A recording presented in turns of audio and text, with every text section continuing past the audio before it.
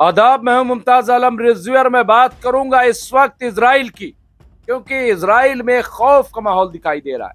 तिल अवीव डेडलाइन से खबर है और खबर यह है कि एक बार फिर इसराइल निशाने पर है। हालांकि इसराइल निशाना बना रहा है गजा को।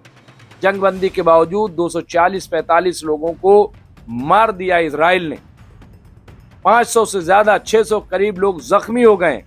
वही हालात, लेकिन मोसाद की रिपोर्ट यह है कि इसराइल पर अटैक होने वाला है। अटैक कौन करेगा? ईरान साजिश कर रहा है। ईरान बड़ा अटैक इसराइल पे करवा सकता है।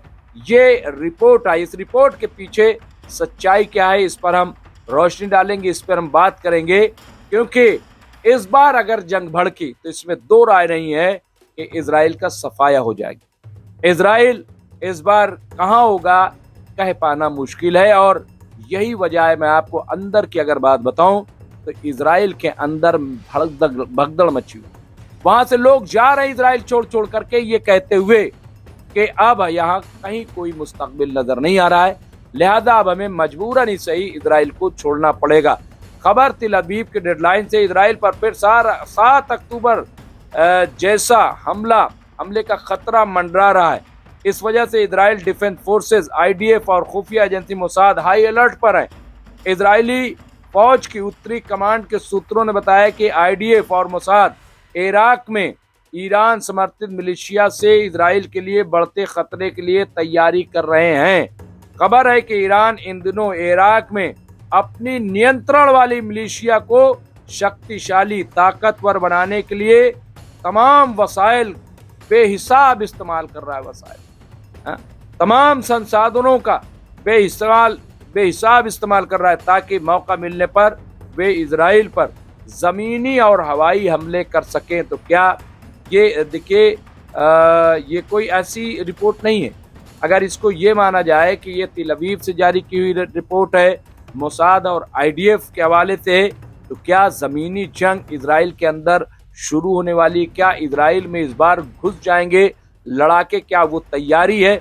यहाँ पे वॉल्ला न्यूज की रिपोर्ट में बताया गया है कि हाल ही में ईरान के Islamic revolutionary guard corps Quds force IRGC QF के कमांडर इस्माइल कानी ने इराक का दौरा किया और सीनियर मिलिशिया नेताओं से, लीडरान से वहां मुलाकात की। हमले का मुख्य तरीका संभवतः इराकी क्षेत्र से मिसाइलों और ड्रोनों को दागना होगा, जो इजराइल के घरेलू मोर्चे के खिलाफ इजराइल हमास युद्ध के दौरान इस्तेमाल किए गए पैटर्न को सामान होगा, यानी उसी तरीके का पैटर्न इख्तियार किया जाएगा। ये कहा है। एक दूसरा विकल्प इराक से शुरू होकर सीरिया होते हुए और संभवतः इजराइल जॉर्डन सीमा तक पहुंचने वाला जमीनी हमला हो सकता है। जमीनी हमला, ये रिपोर्ट है वहां पे आया, और ये वल्ला न्यूज पोर्टल है।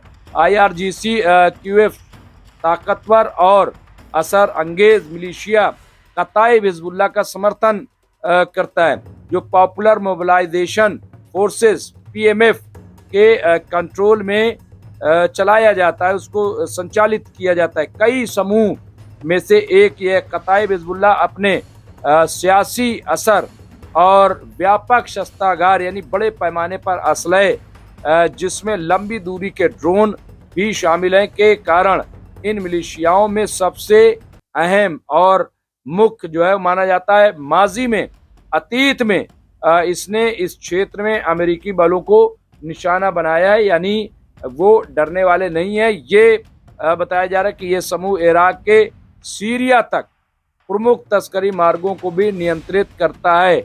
आकलन के अनुसार इसके लड़ाके हथियारों की तस्करी में भी शामिल है। इजरायली वायुसेना ने पहले भी इराक की सीमा पर मिलिशिया से जुड़े ठिकानों पर हमला किया था।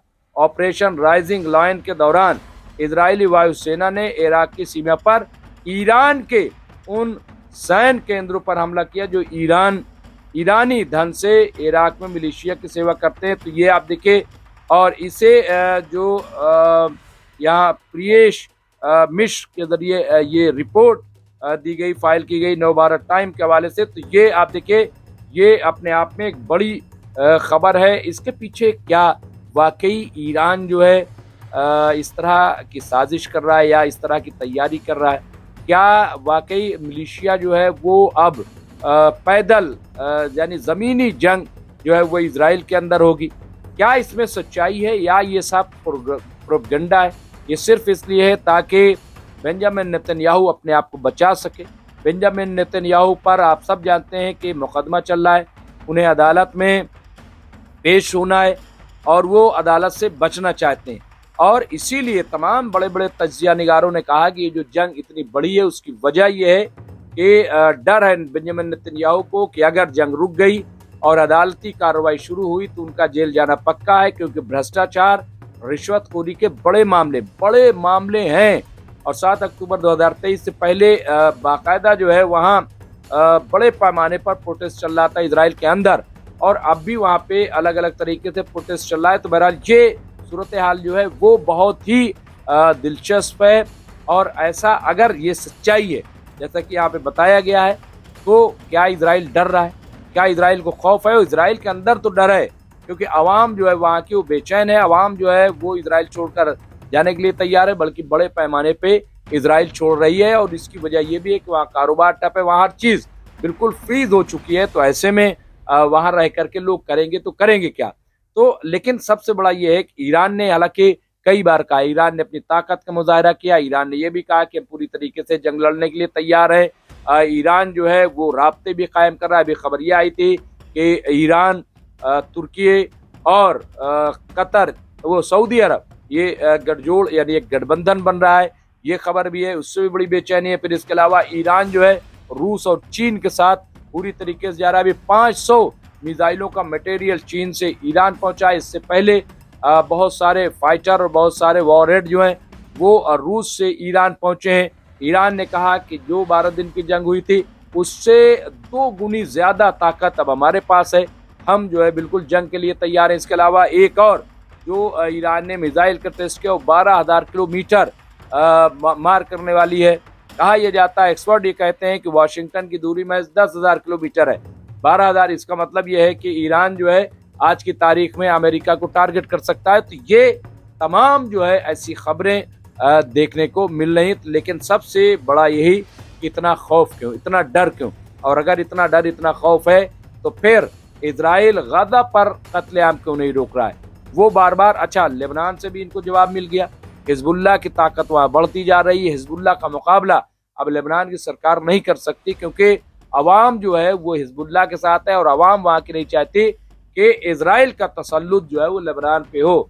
सीरिया में भी अगर देखें तो सीरिया के जो सदर है मौजूदा, वो अभी रूस के सदर से मुलाकात की है।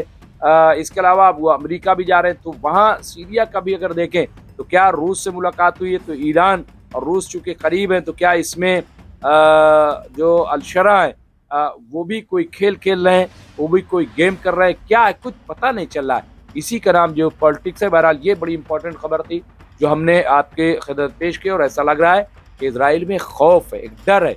उन्हें लग रहा है कि कहीं पैदल अगर हमला ना हो जाए, और अगर हमला हो गया तो इजराइल क्या करेगा?